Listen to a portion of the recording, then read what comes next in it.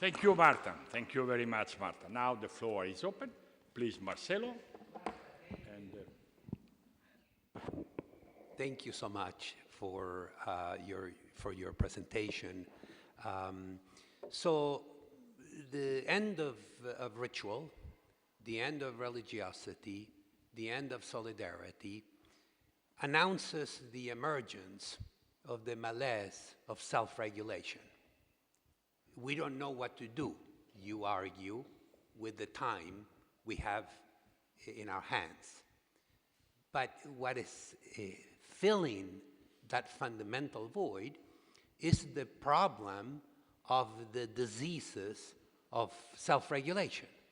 We are in the era of the addictions. The addictions have invaded the inner space that the solitude, the bad solitude that you describe is generating. Freud announced at the turn of the 19th century hysteria as the problem of the times. The problem of our times is the problem of the obsessive-compulsive self-regulation disorders.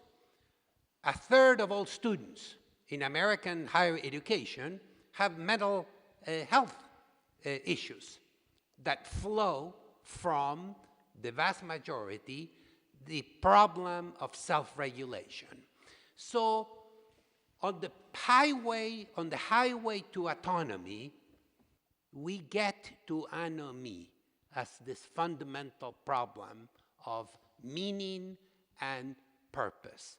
We are in the era of the obsessive-compulsive disorders. We are in the era of the addictions to the opiates, the addictions to the streaming, the addictions to the online world. I wonder how you think about the problem of autonomy, self-regulation, and this enormous void that is filled by these problems of our times.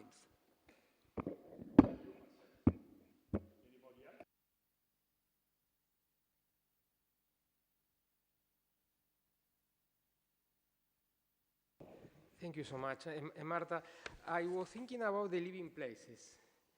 What happens when the worker is working at home without the factory around him and working to a very long distance, for example, exporting their services to other country that is a lot of miles far away from his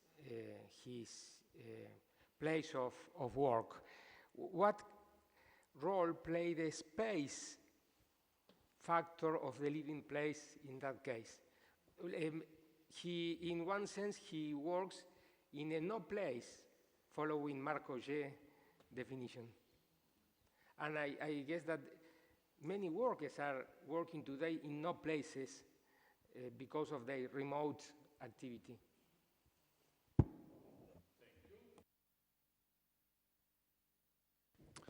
Thank you very much for your paper and congratulations for your work.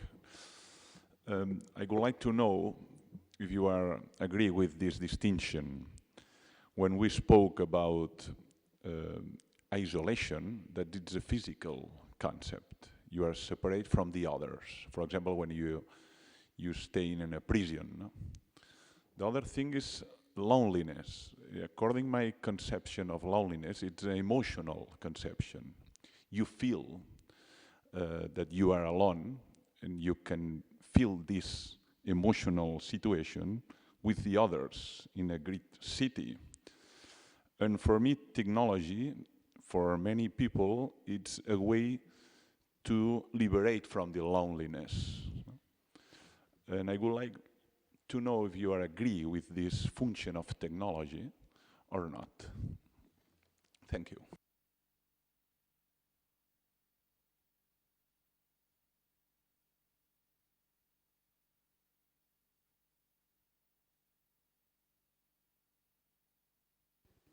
No, excuse me. Jeff. Jeff.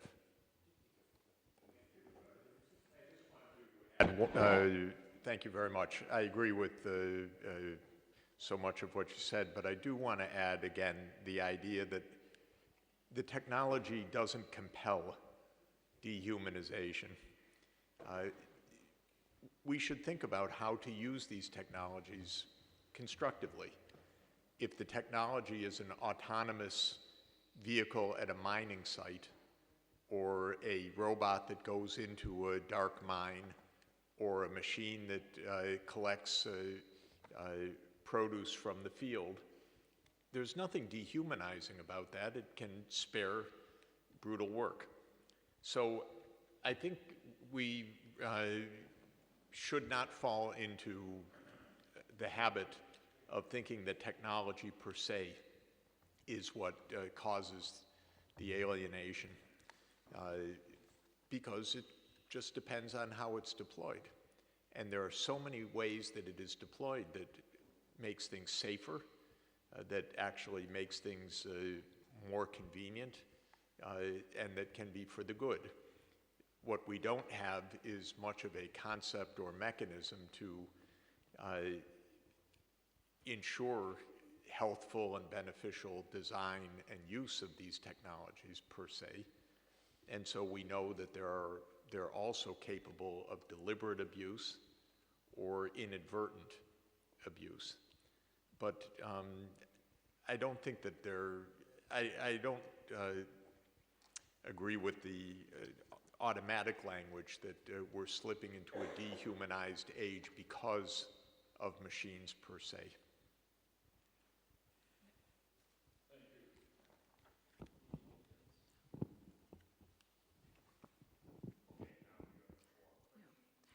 Yeah, briefly from the last, because I completely agree. And in fact, that's precisely the final thesis I have presented in the conclusion, right? And let me make more explicit. So thank you, because this is related also with at least one or the other two questions. Here the point is that, or at least from my point of view, right, is the problem is not technology in itself. Technology, human beings have been always been technological to some respect. So that's out of discussion. The point is the reductions, epistemological, ontological reductions we have been working, thinking, behaving, organizing ourselves as societies in the last 2 centuries. Because within this framework, what I think that is also a fact is that we judge all the time ourselves and the others under functional variables, perspectives, evaluations, and so on. And this is very much related with that reduction, right, of behaviors in general to mechanistic actions. And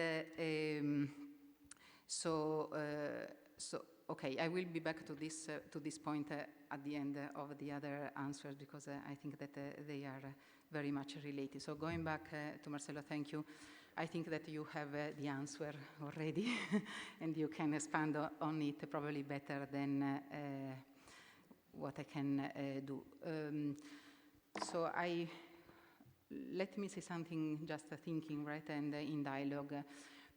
I'm wondering if the kind of addictions we are facing with today, especially among the youngest, but not only, I'm also thinking of the elderly, right, nowadays, because they have everything, but they are never satisfied, and they moved from one addiction to another quite easily, not because they are missing something in material, economic terms, but because they have too much, and they don't have a criteria to choose among different possibilities they have. For example, how they can use their time in a day. Should I stay at home taking care of my home, or looking after my grandchildren, or going outside shopping, or looking after the dog, or whatever, flowers, whatever, right?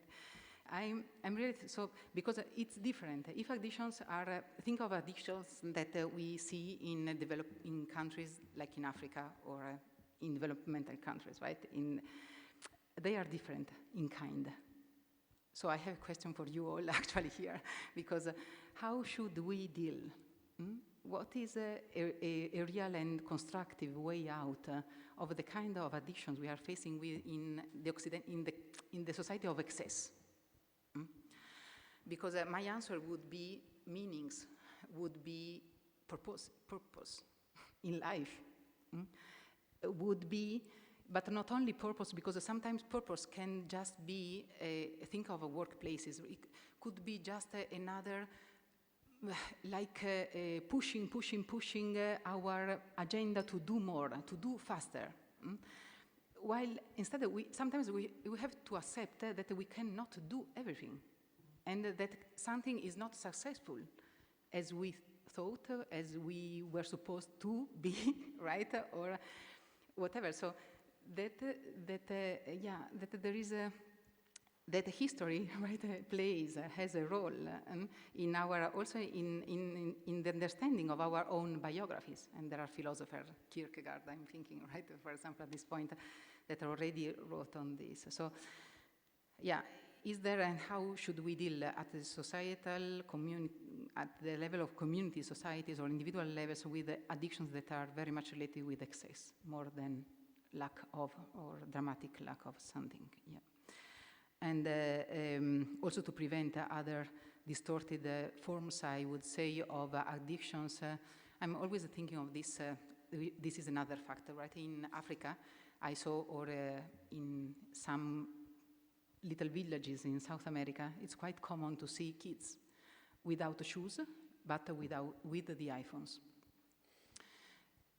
What does this mean, right? What are the implications in terms of addictions or in terms of relationships, going back to the question that Jeffrey is going arise.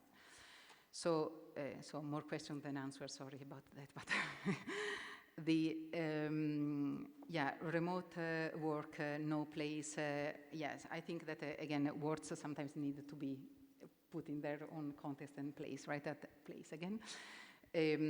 My understanding of places is not merely physical, but a place in this sense is an anthropological concept that is very much related with human relationships that are able to create.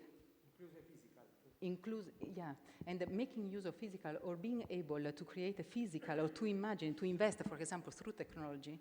For example, how, if we think of remote work, right? Maybe we have to invest much more on transportations, different kinds of transportations. Because we do need, and this answer is related to the following one, we do need at some point to relate to the others through our bodies. And this is fundamental. I think that one of the major risks, sorry, I won't mention again negative aspects of technology, but this is not a technology, is the process through which we are going also because of technology, which is digitalization is not a problem in itself. It's not, the problem is not even speed. It is not even acceleration. That's why at some point in my presentation I said automation is just a side issue at some point. Is mainly a problem of dematerialization of our relationships. And that's, to me, is not a problem related with technology. Let's go back to the example of the tube, right? We can be and we can go to the tube and to be and to feel completely alone, right? So I really think, I want to link this to your point that I agree. From a terminological, conceptual point of view, I agree, but again, I think that we are facing an interesting challenge at the moment that can be constructive precisely because of technology. And it is very much related with the fact that through technology, the isolation and loneliness can really belong to two different levels of my existential perceptions, emotions, decisions, and freedom. I have been participating in this workshop, right? And I have enjoyed it pretty much, right? But at some point, you can disconnect, right? And you can just decide that you have a microphone and you can just turn off it and you are outside here. Yeah?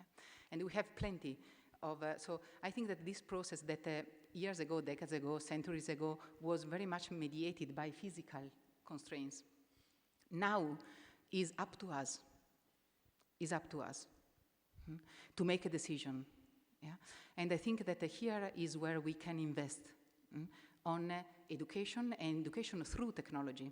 This morning or yesterday, I don't remember now, somebody said that we have, maybe Paolo was mentioning this point, that we have to put ethics into the digital world, into technology. I would push this statement further. I would say that we have to do ethics through technology. Technology is like, in my understanding, is really a new language, is a new way of communicating, and we have to accept this. This is a fact. But this is also a challenge, because we are, for example, living in a visual, topological world, where concepts and ideas will not be transmitted through a linear argument, and instead this is in fact what we see in the classrooms, right? It's impossible to keep our students around an argument for more than 5 minutes. Yeah.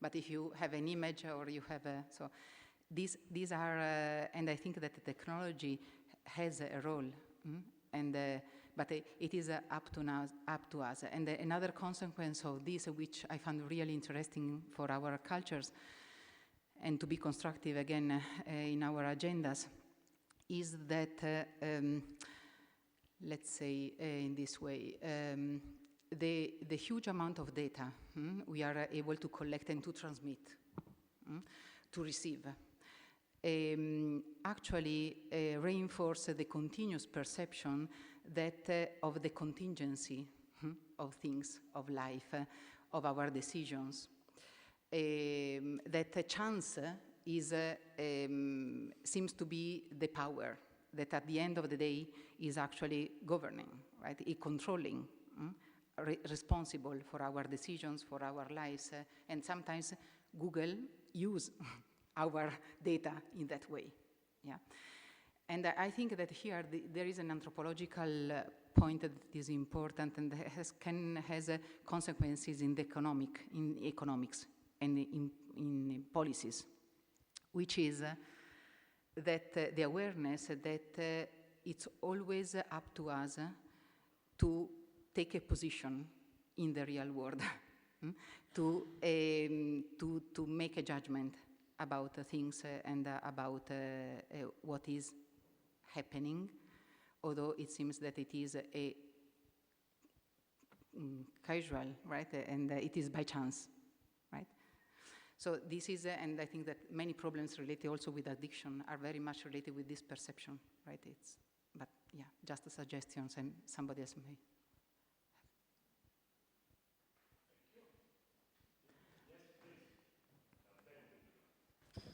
I wanted to suggest that if you don't know it, to look at an essay by John Maynard Keynes in 1930 called The Economic Possibilities of Our Grandchildren. And it's exactly on the theme you're talking about, because Keynes said by the time we reach today, the age of his grandchildren, this was writing in 1930, the economic problems will have been solved. And then he says that the question will be, thus for the first time since his creation, man will be faced with his real, his permanent problem, how to use his freedom from pressing economic cares, how to occupy the leisure which science and compound interest will have won for him to live wisely and agreeably and well. And then he says, yet there is no country and no people, I think, who can look forward to the age of leisure and of abundance without a dread.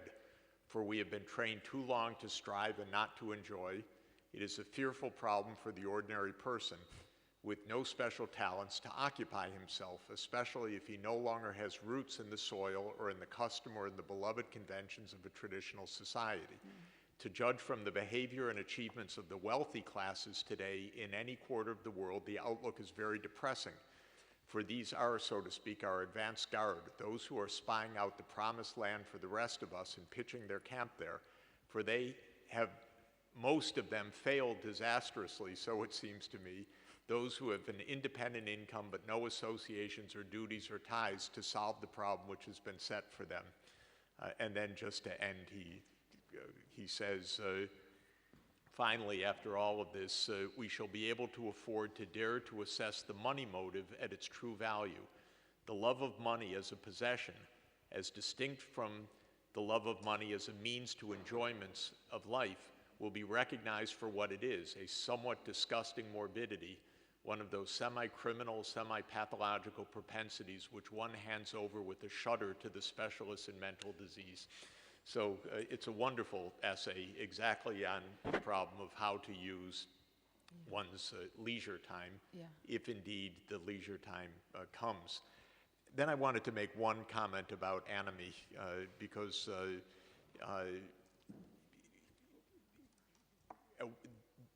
the best essay on anomie after Durkheim was written by Robert Merton in 1938 in his essay on social structure and anomie. And he said this about America. He said, frustration and thwarted aspiration lead to the search for avenues of escape from a culturally induced intolerable situation, or unrelieved ambition may eventuate in illicit attempts to acquire the dominant values. The American stress on pecuniary success and ambitiousness for all thus invites exaggerated anxieties, hostilities, and neuroses, and antisocial behavior. So anomie for Merton was the fact that we have a completely commercial orientation. Self-worth is defined by money. You can't achieve the money objectives. And so that's where the sense of deviance comes from, because you can do anything. And he talked about Al Capone, we would talk about Donald Trump now, that you admire the crook in this strange way, or some people do. He wrote about admiring Al Capone because he broke all the laws. And his claim was that the unfulfilled lust for money is what leads to that anomie, the collapse of the social norms, because you can't achieve what you're told is a value to achieve. And I would just add one thing that I think is relevant for the United States also, which is we have a very peculiar theology for about 80 million Americans, and that is evangelical gospel of prosperity.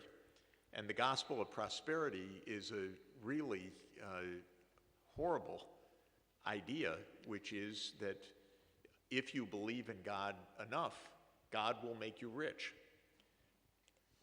And you can imagine you're preached to every week by a preacher who says, if you're not yet rich, your faith is not sufficient yet.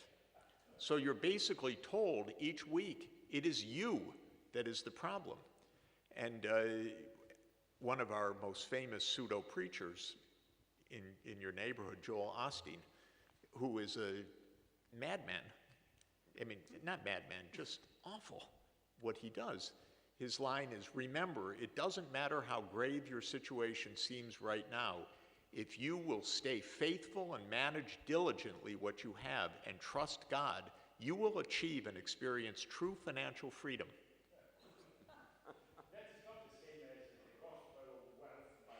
No. This is prosperity gospel. And it is the dominant gospel of the evangelical televangelists. And the doctrine is, believe enough and you will be rich. And that's why we don't need social policy also. We don't need any distribution. We don't need help from government. It's your moral failing, but not even your practical failing. It's your faith in God is not enough. And that's what you're told once a week, that your poverty is your lack of faith. imagine how devastating that is to a believer, actually, because it's really damning you once a week. It's worse than Calvin.